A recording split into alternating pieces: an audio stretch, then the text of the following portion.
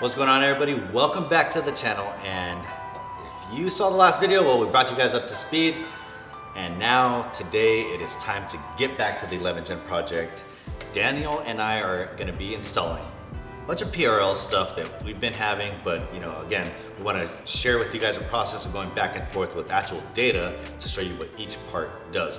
So I'm going to throw this on the lift, take the bumper off, and then it's going to go straight to the dyno. And we're gonna be installing Chargepipes and their latest intake. So let's just get right to it, man. Why keep you guys waiting any longer? And we got a bunch of other 11th Gen stuff, but in this video, that's what we're gonna be focused on. We'll kind of glimpse into showing you guys what we're gonna be doing more later this week. Trying to get this done before SEMA. It's not gonna be in SEMA, but obviously it's more comfortable and there's a lot of space in this car that we are gonna take it since we're gonna be there for pretty much a whole week, so. All right.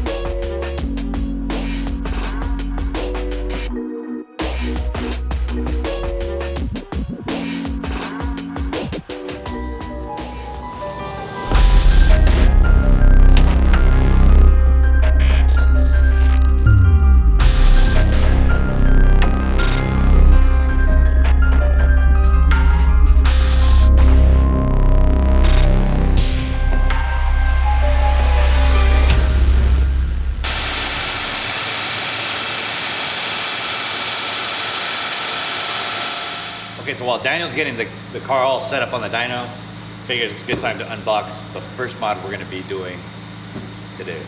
This is the PRL Motorsports Chargepipes for the 22 Civic.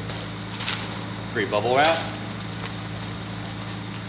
All right, we got some clamps and a bracket.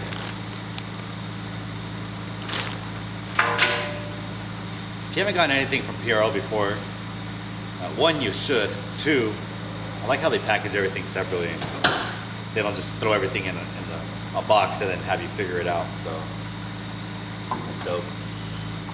And if you are looking for PR stuff, feel free to head over to the Ososik eShop website, which is ososik.com, and then go to the eShop section, and you can purchase your PRL products from there. Instructions, sick. We already did the bumper part, so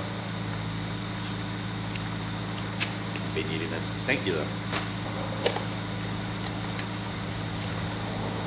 Oh, sick. Keep that. Focus.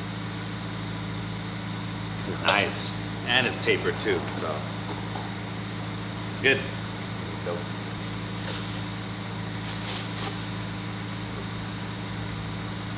Go. Alright, let's see. Matt. Thanks, Matt. Packaged with care by Matt. Thank you, Matt. One more. This is probably gonna be my favorite piece because I'll show you when I open it. This looks good, and it's coated already. So here it is. This is obviously where the sensors go. Yeah, this is dope. I'm excited. So the real question is all this going to make a power difference? We have our theories, but rather than just let it be a theory, let's just prove it. But we're not just shooting for power, we're also, most importantly, we want to see what the Chargepipes will do in conjunction with the intercooler as far as temps go. So we're gonna do some steady state, probably I don't know, 40 or 60 miles an hour, just simulate like we're driving on a freeway, and we'll do it for a couple minutes, and then we'll just see what the temps are, or on average, and then we'll do the swap, simulate the same test, and then it'll be comparing before and after. So we'll do this, and then next up after this, we'll do the intake.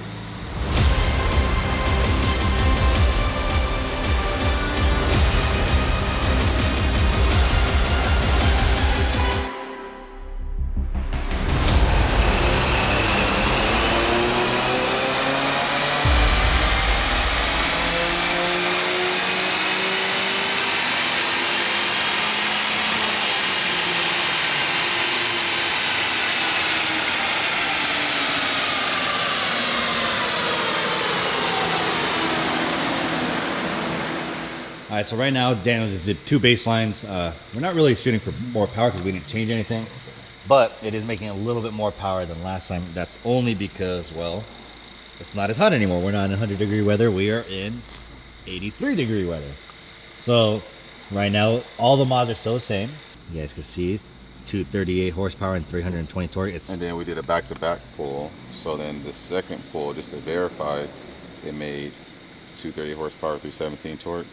And if we want to overlay the first 2 pulls we did today, you see they're pretty darn close. All right, so that's all today. Again, the dyno's just a tool, so it's really just to help guide you so you can see before and after mods. We don't ever really shoot for high horsepower numbers or even these numbers at all, just because the only numbers we care about are lap times and quarter mile times. But this is good because the weather's a lot cooler.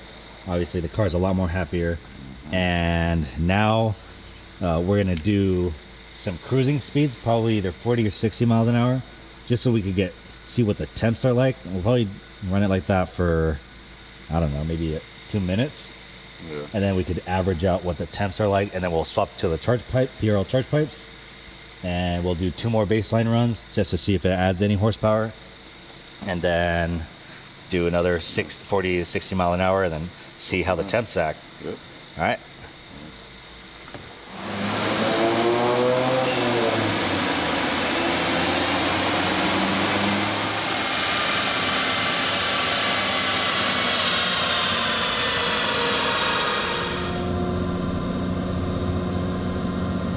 So we're about 68 mile an hour.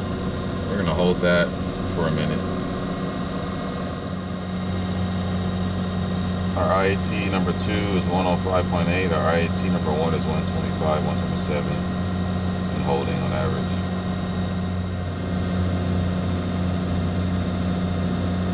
All right, that's it for that test.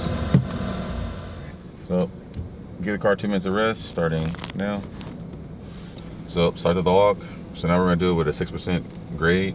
So I'll start the day log. I'll go over to Dyno software. You see, I already have it set up as a 6% road grade.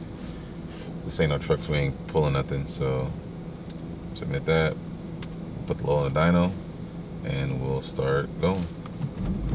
So the car's already loaded from the jump. So it should build boost. Yeah. Taking more effort to get up to that speed. Why don't you show these guys how you jump on a freeway, dude? Oh, really on the freeway? Yeah, on the next test. I don't want to this thing up too much. 66 mile an hour, 60 mile an hour. We're gonna hold it there. We're gonna hold it there for a minute. And starting now. What are the temps at right now? 127.4 going into the throttle body. Same 104 at the intake. So 127 and holding. How many pounds of boost is it right now? 2.1. Kind of give you a comparison, whereas on the last test with no load, we're at basically negative 10 inches of vacuum. So we definitely are in boost right now. So this is like if you were in the mountains, you know, like say in the Grapevine, you head to Bakersfield, you know, either chop somebody up or to get chopped up at the track, one of those. And that's either at Famoso or at Bunwillow. Bunwillow, yeah. Or if you're into that dirt racing, circle track that they got out there. All right, that's 1 minute. All All right, so this is the stock charge pipes. Obviously the car has a PRL Motorsports intercooler. I mean, off the top, this data is telling me that the intercooler is doing its job, because our temps, you know, if I start here, I'm at 124, and at the top, I'm at like a 127. So, I mean, I'm not going to use my brain because that's what calculators are for. So, we're going to do 127 plus 124 equals that, divided by 2. Average tip is 125.5. With no load, is about 125 degrees IAT number 1 on average, and it's about, on average, negative 10 inches of vacuum cruising. So then once we put a 6% road grade on the car, you know, we started with like a 125.6, and we ended up, say, with a, what you call it, like a 129. So let's just call it 125 plus 129. I mean, I could do that in my head. That's going to be what, 127. So 127 degree IAT number 1 temps, and that's with 2.1 pounds of boost. So obviously the temps rose because but you're under load. Yeah, but like 2 degrees increase in temperature with 2 pounds of boost, I would say that's still pretty good. That means the intercooler is doing its job of cooling the air. So if anything, you can say the reason why number 2 was cooler this time, because it's actually now air is being drawn in more because it's under boost. So cool. That's really good data to start off with. And like, again, you won't see this on a completely stock 11 gen just because we do have the upgraded PRL intercooler, and it's really keeping everything consistent. So that's good. Next up, charge pipes, and let's just see if that makes a difference, and we'll run the same test. All right, so just grabbed some lunch, but now it's time to change the charge pipes. This is why we took the bumper off first before starting everything, so that we could change the charge pipes on the dyno, and then we'll go back straight to testing.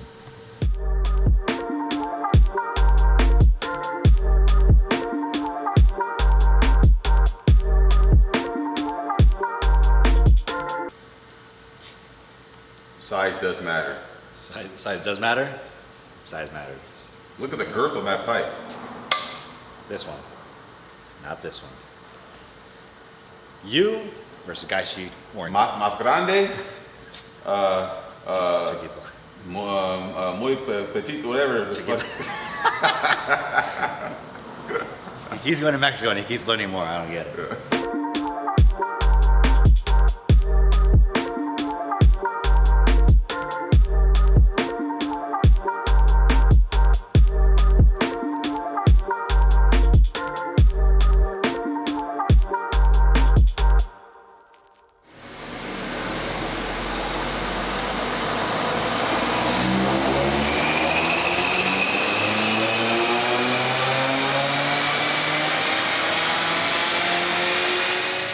So we did at 68 mile an hour steady state, and we did both with no load, and then we did another, test with a 6% roll grade. So the no load one, the temps were, it was 114. It averaged out to be 114 degrees, IAT number 1, and about on average negative 16 inches of vacuum on average, so average across the whole thing. And then with the load with 6% roll grade, the average out to be again 114 degrees, IAT number 1, and the boost is on average 2 psi boost on average that we've seen during that test. Now, if we want to compare the 6% roll grade with charge pipes versus 6% roll grade with other charge pipes, again, so with the charge pipes, 114 degrees and 2 psi. Without the charge pipes, we average 127 degrees and 2 psi. So the boost is the same. The reason why, again, like I was saying earlier in the video, the reason why the air temperature is different because it's a different time of day. So, I mean, charge pipes aren't going to cause the IATs to drop like that. I mean, it's the same intercooler. So, I mean, if we went from a stock intercooler to a PRL intercooler, that would explain the temperature difference, but the temperature difference is because the temperature outside has changed, but the boost didn't change. So, the way I will sum up this test, you don't lose anything by having charge pipes. You get that? I mean, if anything, your engine bay is gonna look cleaner, or to whatever your liking is.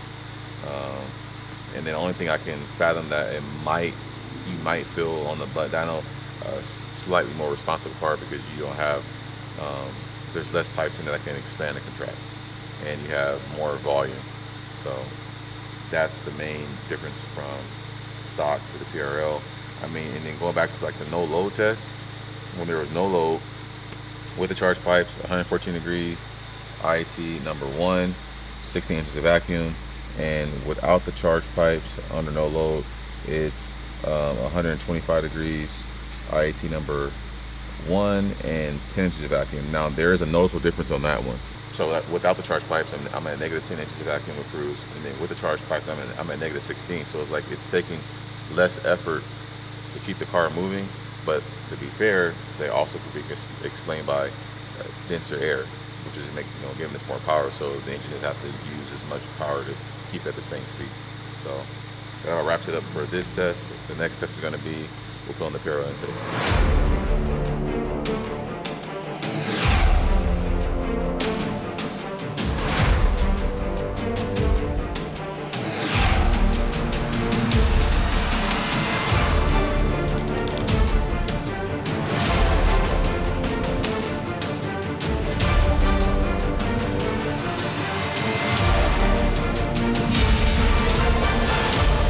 Got back from picking up some Snap-on goodies. Daniel, peep this. Fun, peep this.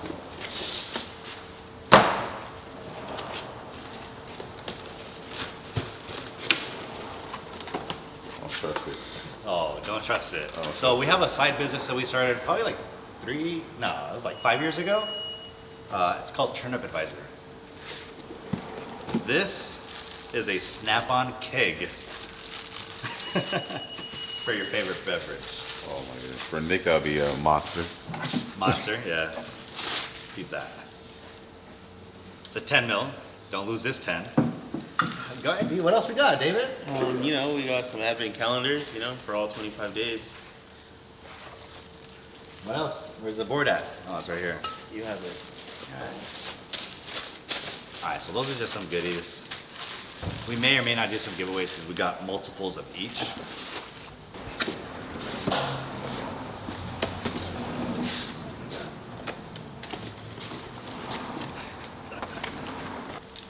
How you say it again, David? Charcuterie board for all the meats. Here at the Ososik shop. Oh, damn. Look at this, dude.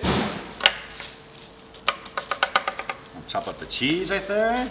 This shit is dope, dude. That's it right here.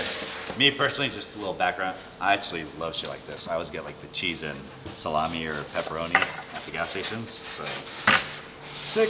So we got 2 of these. Again, I don't know, let us know in the comments if you think we should start giving away some Snap-on stuff. Snap-on, I need the apron. I need the apron and the chef's hat, Oh, facts. So once again, huge shout out to Snap-on. Thank you guys for always coming in clutch with all the cool stuff. All right, now it's time to get back to work. We finally installed the PRL full intake. I'll have to look up the exact name they call it, but here it is. This thing looks super sick. And I really like that they actually follow like the OEM style, because obviously with it fully enclosed, that'll help prevent the heat from coming in. And the charge pipes are still on there, so now it's time to just see what this intake does to make a difference. Or the other thing will be if we need to tune it because of the MAF housing size, but I believe it's close to stock.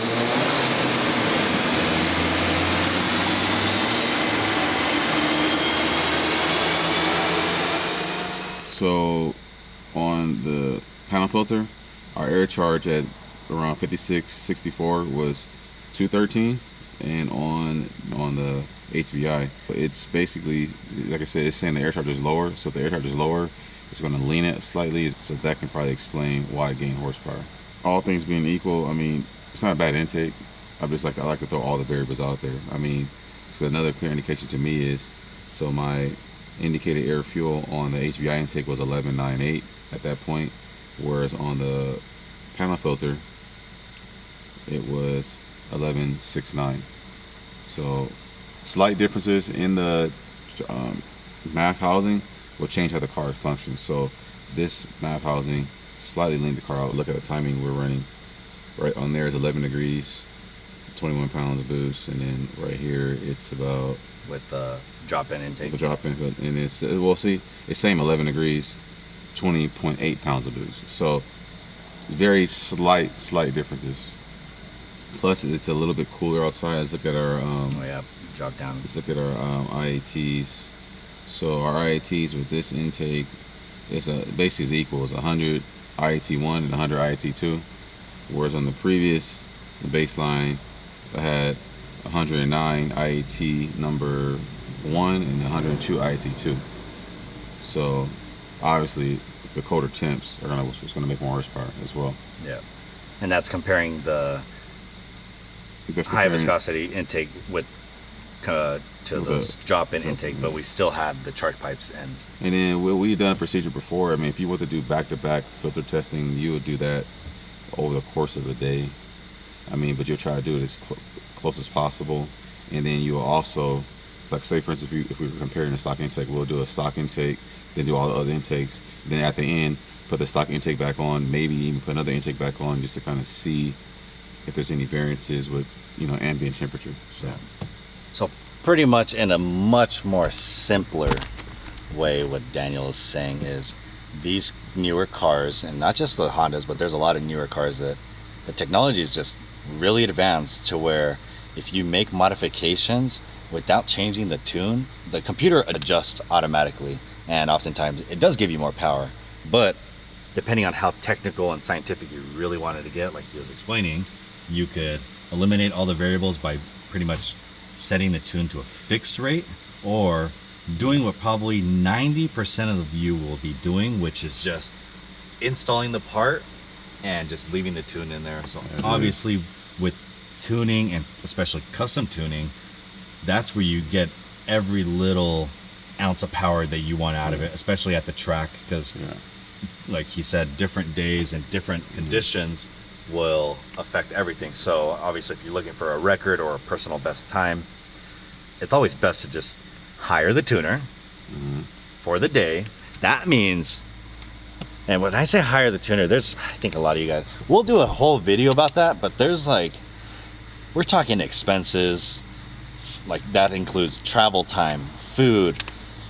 Does your tuner have a family? You need to take that into consideration, because if you're taking him away from his kid's soccer game or school play, you better compensate for that, because they can't get that time back. So it's not as easy as, hey, tuner, come to the track with me. Like, no, if you're really trying to get a personal best time or trying to get a record, there's a lot of variables, and you have to take a lot into consideration, because it takes a team, Yeah, and you have to make sure just because you hire a tuner to come and track with you doesn't mean you're gonna go fast. Because if your setup is not, if it's not where it needs to be based on whatever your goals are, it's not gonna happen. I mean, you'll get close to it, but you might not hit what you want to hit. So you may not come off the trailer hitting your goals. It may take a couple of events, maybe one or two, depending on your experience, depending on the tuner's experience, depending on how much money's involved. That's what's going to dictate. What really dictates how fast you go is your wallet and your experience. Mainly your wallet. So mainly. All right. So honestly, today it's been really good.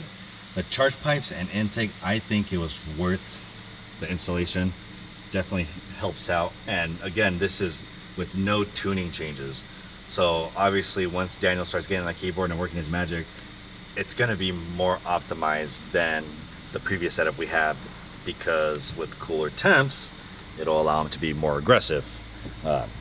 Right. And mind, we're doing all this testing right now on E76. So E76. Yeah. So this is, if you're new to this channel, pretty much ever since we put the flex fuel kit on, I've been running full E. I don't do the blend. I hate doing blends because I don't think it's not convenient. It's a waste of time. Out here where I live, each pump is separate. So I'd have to like pump ethanol, go to the next pump, put my card back in, pay for it, pump gas, like nah. And besides, we've managed to make more power with full ethanol than blends on certain setups. So, which will lead me to, see, I'm going back and forth, which will lead me to this. If you haven't heard of Powermetric yet, be sure to go to powermetric.net. Daniel's created a bunch of tunes. Obviously, we're doing a lot of testing with the 11 gen still. It's very similar to the 10 gen, and you know, Daniel and I pretty much pioneered that whole platform along with the help of many other companies, especially like Honda. So be sure to head over to powermetric.net because he has pretty much all his tunes on there. They're stage tunes. And if you're looking for a custom tune, you can come over to the Ososik eShop and contact Daniel through Powermetric. And what we'll do is Powermetric rents the dyno out, and you can get your car custom tuned. So either way you want to do it, just contact either Daniel or through Powermetric. Or honestly, if you want to just hit me up through Ososik, and then I could put you in contact with them too. That's probably the easiest way. That's probably the easiest way. But I'll put the links, but we're not hard to get a hold of. And either way, if you, like I said, if you want a custom tune, Daniel could take care of it. Or if you just want a stage tune because you're not local, that's just as good. And it's been proven. So a lot of those tunes, they were once custom tunes, used mostly from my car. And they just got packaged into a stage tune. So yeah, 11 gen so far. We're gonna need gas, and that's a wrap. So it's making some good power. It sounds really good. That's actually the other thing. This intake definitely woke up the turbo sounds and the spool. So that sounds really good. But time to get this car off the dyno and onto the next mod. I can't share that yet. I did try to get permission to share this, but unfortunately it's going to be one of those things that are under the wraps and we're not going to be able to talk about it. But it's going to be some very fun R&D, and I look forward to it. Daniel looks forward to it. But you know, we've been here all day, so I think it was time to take a break, and it was good testing. And yeah, what was the final highest power? The highest power was 310. 252 horsepower, 329 torque. 252 horsepower and 329 torque on full ethanol. This car is a lot of fun to drive. It handles really good. I can't wait to take it back to Button Willow and either myself or maybe have Di drive it again and see if he could beat his time from last time, which I think is going to be very easy. So thank you guys for watching. Hope you guys enjoyed it. Please subscribe, share this video, and remember, life's so sick. Live it.